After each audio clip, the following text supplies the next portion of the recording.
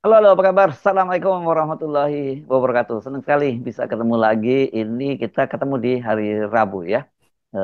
Dan sekarang ini tanggal 22, berarti sudah lewat 2 hari dari pemerintahnya Prabowo. Mau kita evaluasi pemerintahan Prabowo setelah 2 hari, 1 tahun lebih 2 hari.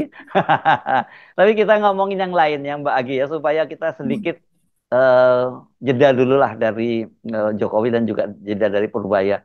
Tapi tiba-tiba kita ngomongin ini kayaknya apa yang terjadi di Bandung kemarin ya ketika pasar seni itu menarik loh Mbak Agi. Ada beberapa orang profesor itu yang membuat supaya apa ya itu kayak happening art atau apa ya menjual apa ijazah palsu ya, gelar-gelar gelar palsu gitu ya, dokter dan profesor dan laris ya Mbak ya. Ini saya khawatir kalau Iya, Paiman apa pasar pramuka bakal ketersaing ini dengan apa dengan yang terjadi di ITB. ITB jelas lebih berkelas ketimbang pasar pramuka kan ya Mbak Agi ya. Kebetulan ini salah satu iya, profesor yang dimintain komentar saya kenal baik ini yang di sana itu. Hmm. iya. Jadi ini berupa apa istilahnya? Berupa sindiran juga. Ya, ya. Nah, Mm-mm. dan apalagi, jadi ceritanya gini, ITB itu kan sudah lama tidak mengadakan pasar seni, Mas Iya, Ersu. saya ingat zaman Iya, dulu masih waktu aktif wartawan saya selalu hadir tuh di acara-acara seni. iya, terkenal kan Hmm, karena hmm. banyak yang unik-unik di sana Iya, gitu. iya. Dan stand-nya itu selalu ada yang baru, selalu ada yang baru. Jadi ini baru mengadakan pasar seni lagi dan kemudian salah satu stand itu menjual ijazah ya terserah kepada pembelinya lebih interest yang mana, apakah lebih tertarik membeli doktor gelar doktor begitu ya Mm-mm. S3 ataukah profesor penghargaan gitu. Mm-mm. Tapi Mm. dua-duanya itu ada sertifikatnya, ada Mm. ijazahnya begitu. Dan ada Dan rektor mereka yang menandatangani sama dekannya ada ya Mbak ya, resmi ini ya. ada Hmm. rektor sama dekannya begitu dan yang menandatangani ini Iya. apa ya memang rektor begitu ya. Jadi ya memang orang IPB memang lucu-lucuan lah. Iya. Orang ITB memang lucu-lucuan lah begitu Karena ini ya. kan seni kan, Jadi fakultas seni dan desain ya betul. yang gitu. Profesor Yasraf Amil Piliang ini penulis yang produktif di di media dulu Ya. ya. Ya, saya kira itu. Jadi cukup senior ini profesor senior dan dia jadi rektornya. Kredibel. Kalau dibandingkan Profesor Paiman, saya kira lebih kredibel Profesor Yasraf Amil Piliang ya. Coba kita lihat videonya nih Mas Ersu. Profesor, soalnya udah dokter. Oh, siap. Mau tulis di mana ya? Belakangnya gimana? Kita dulu aja. Teringat. Ya, teteh. Miris.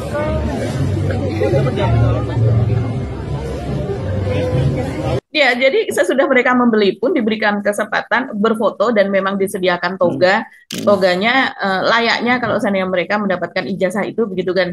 Jadi, tapi cuma berlaku sehari mereka bilang. Nah, Jadi tapi kalau pasang foto kan bisa dipasang di mana aja kan, kan gitu. bisa di situ kan bisa kita jelaskan nanti kalau misalnya dipajang di ruang tamu. Itu saya menjadi profesor sehari pada tanggal sekian kan bisa. Tanda Ya. tangannya juga tanda tangan dari profesor begitu, Jangan tanda tangan ngomong sehari dari dong. Itu saya dekan. jadi profesor gitu aja. Jangan pakai sehari. Oh begitu ya. Di blur tulisan seharinya gitu Mbak Aki. Oh iya iya iya boleh boleh. Jadi memang begitu. Coba ya saya kutip ini dari Profesor Jasraf Amil Piliang. Dia mengatakan dari mulai pejabat sampai masyarakat sudah kehilangan kejujuran dan integritas. Hal itu ditandai dari jual beli gelar yang menghilangkan nilai-nilai di balik proses mendapatkan gelar itu sendiri. Jadi ini menohok banget ya Iya loh, ini sebetulnya. bukan hanya sindiran ke Pak Jokowi loh ya ini. Bukan hanya sindiran ke Iya, UGM gitu ya. Tapi banyak iya, sekali kan iya, seperti kita bahas kenapa sih para banyak. petinggi negara kita itu kok senang bener ngumpulin gelar di tumpuk-tumpuk di depan namanya Luar begitu dan biasa. kayak ada yang dokter honoris causa pun dengan bangga dipasang gitu ya. Padahal kan Iya sebenarnya betul. mereka dengan jabatan mereka sendiri ketua DPR, wakil ketua DPR, Mhm. Kapolri, Panglima TNI atau apapun itu kan udah capaian yang luar biasa gitu karena Iya. belum tentu seorang dokter, seorang profesor bisa menjabat mereka. Jadi Mhm. nggak perlu menurut saya jabatan-jabatan seperti gelar-gelar semacam itu. Dan yang anehnya sekarang ini mereka selain dipajang namanya, kalau protokoler juga disebut namanya lengkap tuh Mbak setiap kali Iya, ada. betul. Walaupun itu hanya Hmm, pemberian, hmm, penghargaan, hmm, penghormatan gitu kan, hmm, tetap disebutkan dari mulai profesor sampai ya. berderet begitu ya, Hmm, sampai dengan profesornya pun berapa, doktornya berapa gitu. hmm, Dan sementara saya juga pernah dijelaskan ya oleh salah seorang teman gitu akademisi. Jadi itu sebenarnya salah satu taktik juga dari universitas atau perguruan tinggi di Indonesia memberikan gelar umumnya memang berupa S3 yaitu doktor. Hmm, Dan si penerima pun sebetulnya sudah memiliki gelar doktor juga begitu Mas Hersu. hmm, Tapi mungkin lebih bergengsi kalau seandainya mendapatkan penghargaan itu dari sebuah universitas besar. hmm. Sementara dari universitas itu sendiri, perguruan tinggi negeri kan memang subsidinya sudah sangat Iya, minim gitu. Dan hmm, mereka diminta untuk mencari dana sendiri. Nah, betul. biasanya mereka mendapatkan ijazah atau gelar penghargaan itu S3 dokter honoris causa tersebut, mereka kemudian menyumbang berbagai hal Mas Irsu, bisa Betul. pembangunan sebuah Hmm, gedung, hmm, peralatan laboratorium, lab bahasa apa dan sebagainya. Sehingga coba kita perhatikan, ada loh perguruan tinggi yang gemar sekali dan sering sekali hmm, memberikan gelar dokter tersebut walaupun diprotes, didemo oleh mahasiswanya. Dan kita lihat sekarang memang dia sudah megah begitu ya, hmm, hmm, hmm. bertambah ini apa namanya Mau dikasih kasih fasilitas-fasilitasnya. inisial kotanya Iya, di mana gitu nggak? Iya, teman-teman cari sendiri deh, pasti iya. tahu. Ini Jadi pengalaman pribadi ya, true, true story. ini pengalaman dan memang teman akademisi menceritakan, orang tua dari mahasiswa menceritakan, iya setelah saya tidak diterima di sini-sini, akhirnya diterima di sana. Loh kok bisa perguruan tinggi ini setelah tidak diterima di mana, malah justru dengan mudah diterima di perguruan tinggi tersebut, Iya, begitu. iya, iya, iya. Negeri, Ini Mas clue-nya Ensu. ya, clue-nya adalah kampus ini katanya kalau peminatnya terbanyak gitu. Jadi katanya paling Ya, banyak peminatnya, bukan berarti kualitasnya apa terbaik. Tapi pernah didemo oleh mahasiswanya ya. Ada seorang menteri ya betul. yang diberi yang diberi gelar dokter dan diprotes oleh para mahasiswanya ya pada waktu itu. Itu clue-nya. Tapi saya sendiri punya pengalaman pribadi, Mbak. Ini sebuah kampus perguruan tinggi yang juga termasuk 10 besar di Indonesia itu, dan ketika dia tahu bahwa waktu itu saya punya punya apa hubungan, dia dekat, biasa kita kan wartawan ya Mbak ya, dekat di mana-mana dengan salah satu orang terkaya di Indonesia begitu, saya dekat dengan keluarganya, dia langsung mendekati saya gitu, dan dia adalah adiknya pembantu rektor satu gitu, terus jujur dia mau memberikan soal ini, dan kemudian kenapa ya karena ini terus apa yang diharapkan dia sumbangan Mas Ersu, terus untuk apa ini, jujur kita itu sekarang kan banyak sekali keperluan-keperluan mengirim, kalau dia modusnya katanya tuh mengirim dosen-dosen ke seminar-seminar di internasional, itu penting itu Mbak Agi katanya gitu. Ya, Nah katanya betul. kita minta berapa waktu itu dia tarif sekitar 500 juta lah pada waktu itu, sebenarnya nggak gede ya yang kalau dibandingkan dengan bangunan-bangunan yang di perubahan pembangunan gitu ya, nggak terlalu gede gitu. Nah tapi si orang kaya ini dan kebetulan dia memang latar belakang pendidikannya cukup tinggi dari ITB, ya dia nggak ketawa-ketawa aja ketika saya sampaikan soal itu, dia nggak tertarik untuk itu, dan itu menurut saya benar, karena dia untuk apa gitu dia gelar-gelar itu lagi, karena dengan status dia sebagai salah seorang terkaya aja dia sudah banyak dibicarakan oleh publik kan gitu Mbak Agi, orang sudah tahu achievement kan orang pengusaha-pengusaha yang sukses yang besar, yang pengusaha yang benar gitu bagaimanapun itu kan dia achievement Ya, luar biasa juga itu loh, yang dia bisa menyiapkan lapangan kerjaan yang banyak orang kan, jadi nggak perlu menurut saya betul. pengakuan-pengakuan gelar seperti itu, jadi ini telak banget ini ITB ini yang melakukan itu. Iya, iya, iya. Dan sedikit lagi informasi, eh, kalau mereka yang memiliki jabatan ya, Hmm, seperti menteri, seperti pokoknya jabatan publik begitu, dia hmm, tidak perlu memberikan itu tadi yang sebut Mas Hersul sampai lima hmm, ratus juta misalnya, hmm. dengan uang pribadinya, dia cukup mengarahkan CSR-nya aja ke sana. Oh iya. Jadi memang itu memang sebuah permainan dan orang tidak akan memprotes karena CSR itu memang bisa Hmm, diberikan begitu kepada sekolah-sekolah baik itu dari SD pembuatan hmm, apa pendirian PAUD. Kalau di SD biasanya kan tertulis tuh di halaman lapangan basketnya, hmm, lapangan hmm, bolanya kok hmm, bagus gitu ya. hmm, hmm. Dan di situ tertulis gini sumbangan CSR dari perusahaan ini, dari kementerian Ya. ini dan Kalau sebagainya. berdekatan pembelian gelarnya dengan pembelian CSR-nya kan orang gampang banget kan mengaitkannya kan sebenarnya. Betul, dan memang itu kenyataannya Mas Irsu, memang ada imbal balik di balik itu. Dan Hmm, kemudian teman saya ini yang memiliki anak di sana itu terhambat Mas Irsu untuk kelulusannya. Bukan terhambat karena anaknya kurang pandai, anaknya pandai begitu, karena kebetulan dia lulus di seleksi awal gitu ya. hmm, hmm. Dan dia menceritakan bahwa kekurangan dosen. Seperti Hmm. Mas Evi bilang, jadi pertumbuhan dari bangku begitu ya, Hmm. bangkunya jumlahnya naik pesat, sementara dosennya ini uh, penambahannya lebih sedikit Hmm. gitu secara kuantitasnya. Jadi kalau saya mau apa konsultasi, terus kemudian dan untuk ujian saja itu menunggu lama sekali begitu. Untuk Hmm. mendapatkan ruangan juga bahkan sampai mengeluh gitu, mengeluh teman saya ini karena tertunda sampai dengan 1 tahun dan juga eh, apa wisudanya pun begitu juga dan sering sekali melakukan wisuda karena sekarang jumlah Oh, jumlah mahasiswa memang sudah banyak ya. sekali. Oke, kita selamat untuk Eh, ITB yang tetap menjaga akal sehatnya, para profesornya terutama SFDF, SRD-nya ya yang malah melakukan justru akademisinya ini yang buat ya lucu-lucuan. lucuan gitu ya.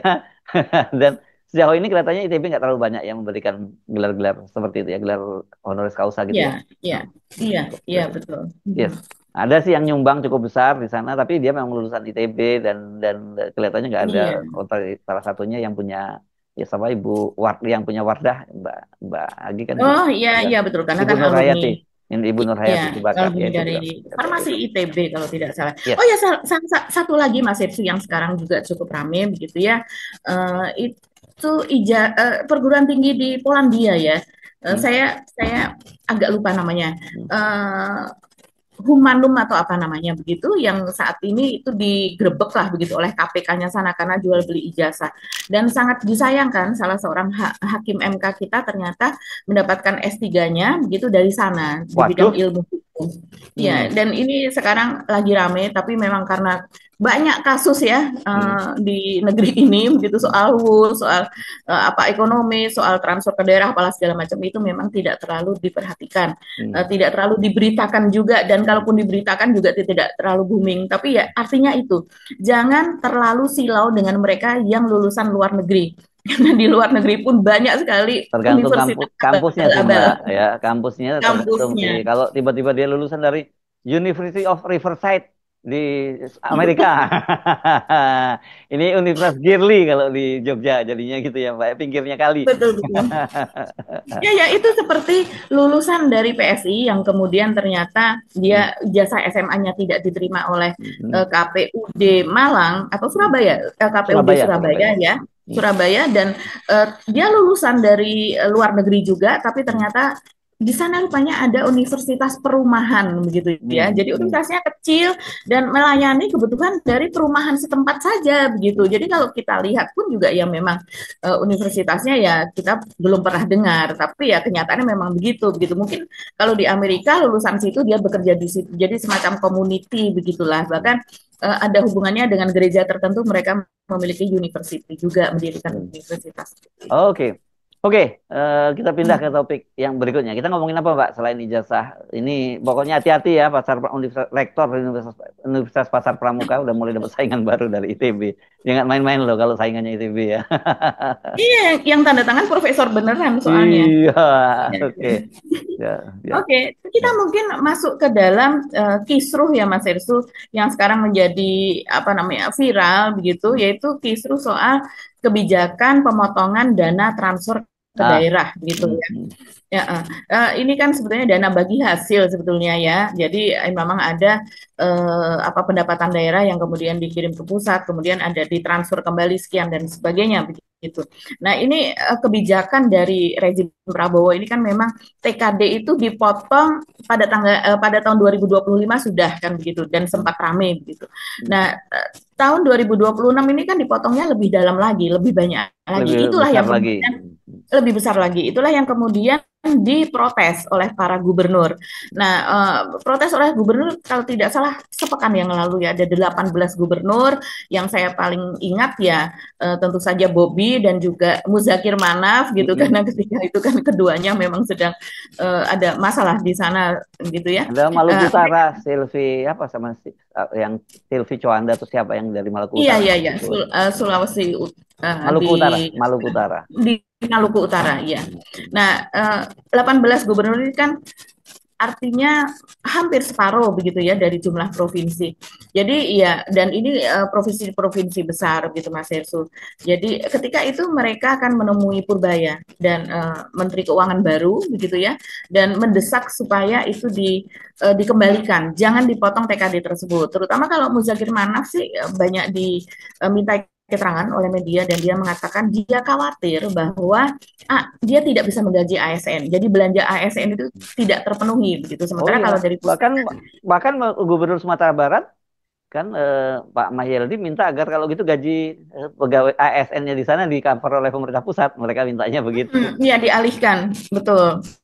Agar itu menjadi tanggung jawab dari pusat gitu saking bingungnya mungkin ya. Tapi Hmm. kemudian Prabowo kan mengatakan ya ini kinerjanya diperbaiki dulu, kemudian penyerapannya diperbesar dulu, ditinggikan begitu Mas Hersu, diperbesar, terus kemudian laporannya diperbaiki, kinerjanya diperbaiki, baru kemudian nanti akan ada pertimbangan dan pertimbangannya tidak merata satu merta. Jadi misalnya per provinsi mana yang lebih baik, nah itu akan diberikan transfer lebih besar.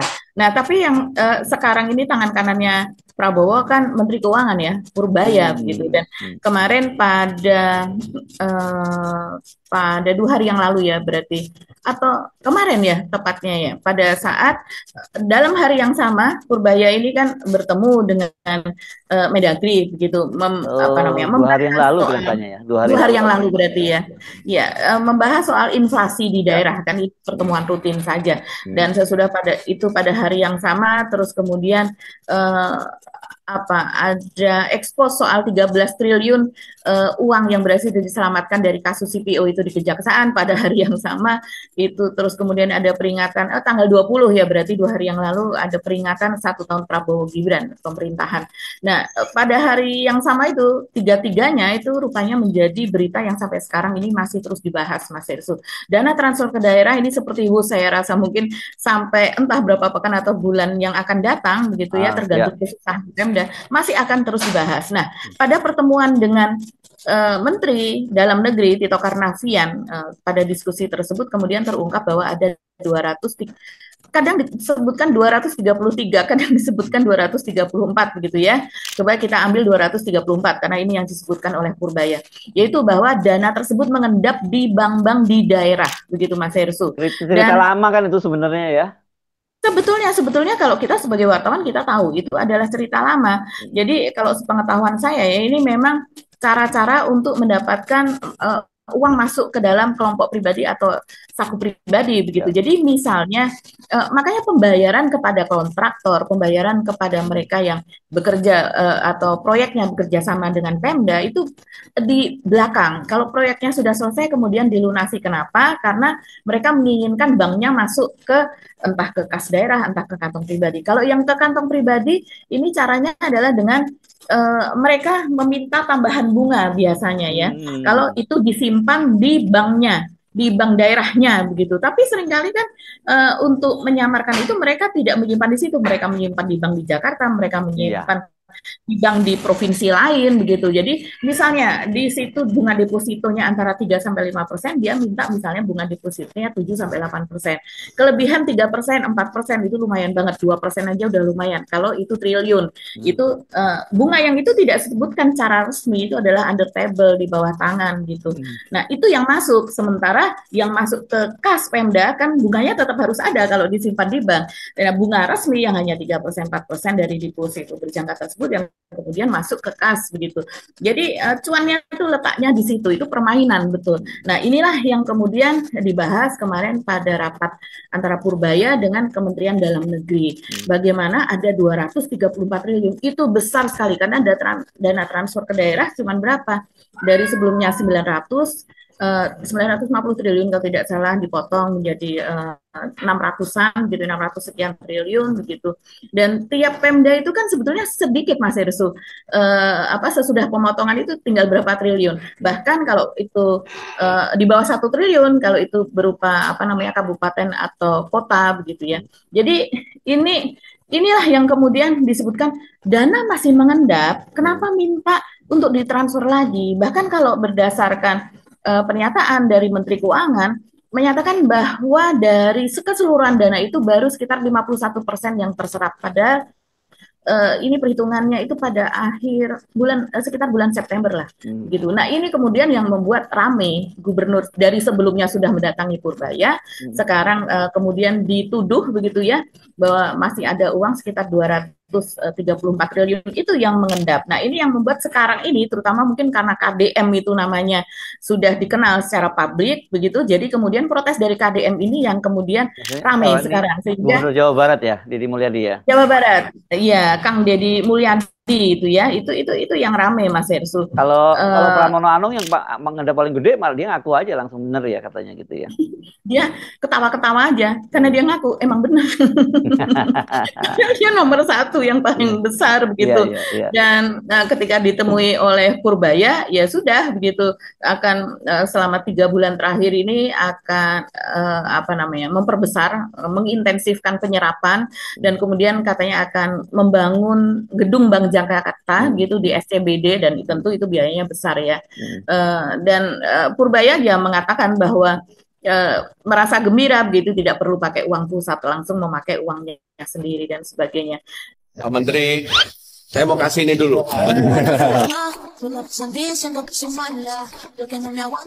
Ya pertama saya mau mengucapkan terima kasih kepada Pak Gubernur yang nggak banyak protes ketika dana bagi hasilnya saya potong banyak tuh hampir 20 triliun.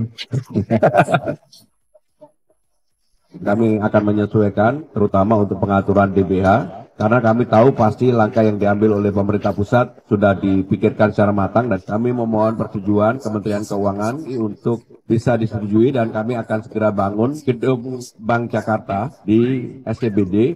Saya senang banget dengan itu karena itu akan mendorong pertumbuhan ekonomi di Jakarta dan nasional secara keseluruhan. Dan yang paling penting apa? Saya nggak keluar uang, gedungnya bagus, jangan malu-maluin, biar saya masuk sana juga tenang. Saya punya selera lebih bagus dari Pak Menko, jadi pasti gedungnya lebih bagus.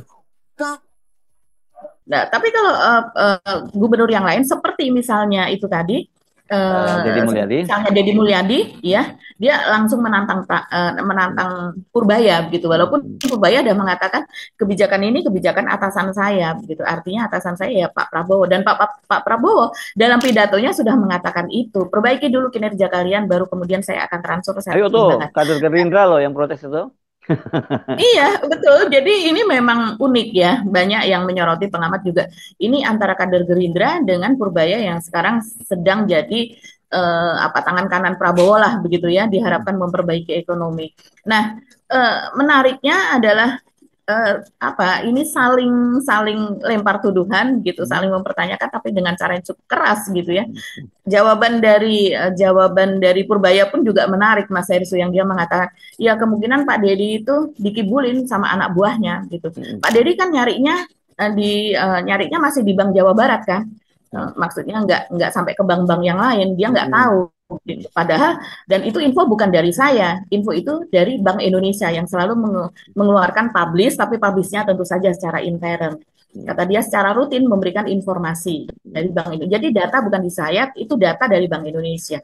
Ya kalau udah data dari Bank Indonesia, semua transfer, semua pergerakan uang itu kan memang tercatat juga di sana. Ya. Kalau lebih detailnya lagi di PPATK begitu. Udah ngecek deposito Jabar, nggak ada Pak dana mengendap di sana. Tanya aja ke Bank Sentral, itu kan data dari sana. Harusnya dia cari, mungkin bisa anak buahnya juga ngibulin dia. Kalau itu kan dari laporan perbankan kan, data pemuda sekian. Sepertinya data saya sama dengan data Pak Tito waktu saya ke Pak Tito kemarin tuh. Kan pagi Pak Tito jelaskan kan data di perbankan ada berapa, angkanya mirip kok. Jadi Pak Deddy tahu semua bank, kan dia hanya tahu Jabar aja kan. Saya nggak pernah describe data Jabar kan. Kalau dia bisa turunkan sendiri, saya nggak tahu dari mana datanya. Dia debat sama dia sendiri. Saya nggak tahu. Jadi saya nggak pernah bilang Jabar segitu berapa kan. Saya bilang data di perbankan sekian punya Pemuda dan data itu dari laporan apa sih? Sistem keuangan Bank Sentral. Dia ada, saya lupa namanya. BI apa sih? Di situ ada tuh, ada flagnya. Punya Pemuda sekian, punya pemerintah pusat sekian. Even punya pemerintah pusat juga orang saya masih nggak percaya segitu. Saya akan masih suruh periksa lagi itu uang apa sebetulnya. Tapi kan dari Kang Deddy bilang itu nggak ada disimpan deposito, tapi dia nggak menjelaskan secara langsung disimpan di mana. Apakah nanti akan ada koordinasi, misalnya apa khusus nih? Jadi kan dia udah bilang kayak gitu. Apakah dari Kemenkeu akan khusus melihat data uang Pemdanya si Jabar atau ditaruh kemana gitu? Saya bukan pegawai Pemda Jabar. Kalau mau dia periksa aja sendiri. Ya kan, itu data dari sistem monitoring BI yang dilaporkan oleh perbankan setiap hari kali ya, setiap berapa minggu sekali, itu seperti itu datanya. Dan di situ ada flag, ada contrengan nih data punya siapa, punya Pemda, depositonya jenisnya apa, deposito, giro dan lain-lain. Jadi jangan Pak Deddy nyuruh saya kerja.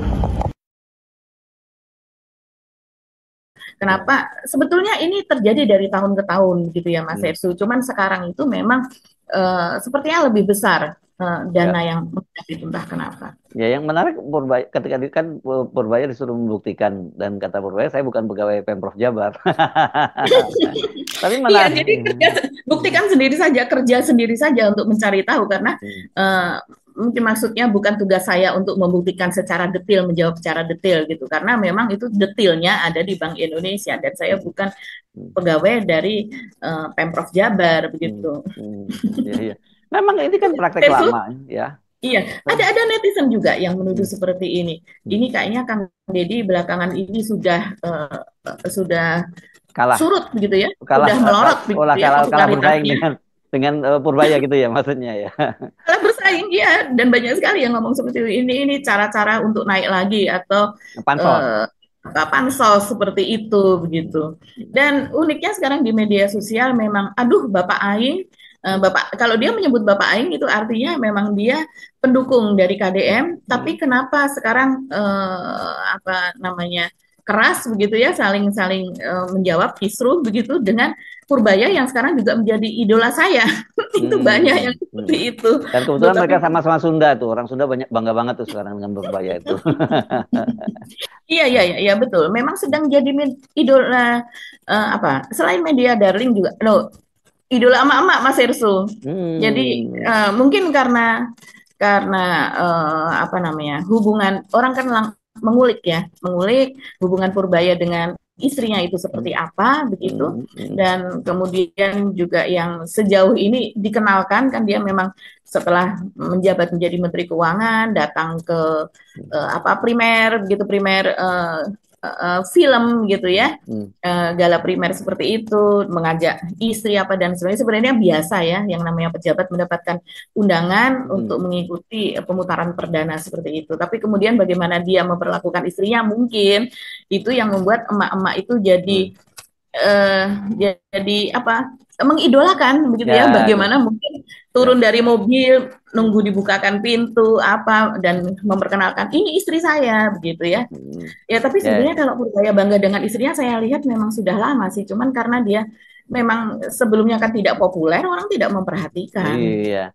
Ya tapi ini kan seperti yang kita sebutkan, jangan terlalu cepat kagum dengan orang. Faktanya terjadi kan sekarang seperti pada Deddy Mulyadi yang dulu kayak apa orang mengeluh-elukan dia gitu ya, hanya dalam hitungan bulan ya, hitungannya sekarang kan tiba-tiba orang udah mulai digeser dengan tokoh yang lain lagi gitu kan. Jadi kita Purbaya juga begitu. Ini sebenarnya Purbaya gampang nih. Nanti indikatornya kalau ekonomi kita nggak naik, ya dia kinerjanya nggak akan bagus juga. Gampang. Jadi lebih mudah sebenarnya dibandingkan Deddy Mulyadi ya. Kalau di Deddy Mulyadi kan kita nggak tahu lah itu, apalagi di Jawa Barat, dan kemudian kinerjanya bagaimana, yang tahu orang-orang Jawa Barat ya. Tapi kalau Pak Menkeu ini kan gampang indikatornya nanti. Apakah ekonomi kita tumbuh atau tidak? Apakah kemudian kehidupan rakyat kita makin baik atau tidak? Itu saya kira kan sangat terpengaruh oleh kebijakan Pak Purbaya ya.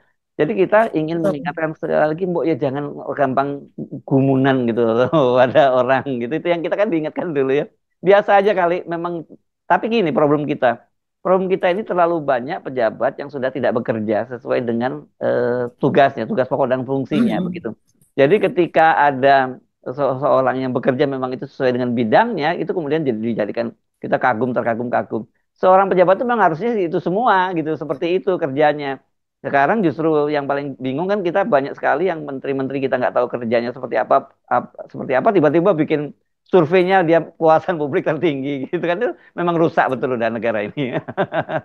Iya, karena peraturan itu dan moralitas gitu, akhlak begitu, itu setipis kulit gitu, Iya, diperlihatkan di ya. wajah, menutupi Hmm. wajah, tapi tindakannya nggak sesuai. Iya, ya. Dan seperti misalnya lembaga survei, Hmm. kenapa kita tidak memiliki aturan yang jelas Hmm. gitu bahwa setiap lembaga survei harus menjelaskan dananya dari mana? Hmm. Hmm. Hmm. Kalau dana pribadi, Dan mereka nggak boleh memiliki jadi tim sukses, gitu. Nggak boleh jadi ya tim. nggak boleh menjadi konsultan dari Hmm. calon gubernur, Hmm. calon presiden, siapapun itu, mereka harus independen begitu. Kalau Hmm. saya mau jadi tim sukses, ya dengan wajah yang lain dan kemudian dia tidak tidak ikut di Tidak situ begitu kan seharusnya. mempublikasikan survei kan gitu. Kan kita bingung kan Iya, hari-hari ini misalnya ada dua lembaga survei gitu misalnya, yang satu misalnya Gibran. Kalau yang sangat tinggi sampai 71%, ada yang bilang cuma 29%. Jadi yang bener yang mana sih gitu. Kita jadi sebel kan gitu. iya, iya. Dan untungnya Dan netizen lebih percaya yang rendah, Mbak. Itu untungnya. iya, Baik, oke, sebenarnya baik. Ya, ya, silakan. sebenarnya lama-lama pasti mereka netizen ini akan tahu mana yang lebih kredibel Hmm, dari dan kemudian diikuti jejaknya, yes. diikuti websitenya atau Hmm, akunnya. ya, Kelihatan banget Mas Hersu dari akun tersebut. Dia iya. memiliki klien siapa saja, bagaimana hasilnya dan sebagainya begitu. Hmm, Nah, sementara kita tahu jejak-jejak yang kemarin lembaga hmm, survei yang mempublikasikan yang menaikkan menteri si ini jadi nomor satu, kemudian hmm. trending di X apa dan itu kan berbiaya semuanya dan orang ini Iya. adalah orangnya Hmm, Jokowi, hmm, orang yang mondar-mandir ke istana pulang balik memberikan hmm, konsultasi kepada hmm. Jokowi walaupun tidak dipublish tapi Ya, teman-teman jadi kawan di istana bercerita itu ya, kelihatan ya. orangnya begitu. Jadi sekali lagi jangan terlalu ojo gumunan, ojo kagetan, kan gitu ya. Jangan gampang juga apa kagum, jangan gampang heran dengan apa dengan seorang tokoh biasa-biasa saja. Kita kalau nantinya memang terbukti dia memberikan kinerja yang bagus, ya kita patut apresiasi. Nggak fair juga kalau orang nggak bagus nggak kita ini. Tapi jangan kemudian kayak pada Deddy Mulyadi tadi itu siapa yang Anda ceritakan tadi begitu dia katanya pengagumnya Deddy Mulyadi, tapi begitu ada Purbaya dan kemudian dia bentuk nama Purbaya dia juga Bingung, bingung. Kasihan deh lu. lagi banyak yang bingung saat ini Iya, Mas iya, Hersy. iya. Coba Oke, ya, kita pantau saja. ya. Oke, Mbak Agi, kita ketemu lagi ya Insya Allah di dalam kesempatan yang lain. Saya Hersubun Arif. Dan saya Gebeta, terima kasih atas perhatian teman-teman semua. Tetap salam akal sehat. Wassalamualaikum warahmatullahi wabarakatuh. Waalaikumsalam warahmatullahi wabarakatuh.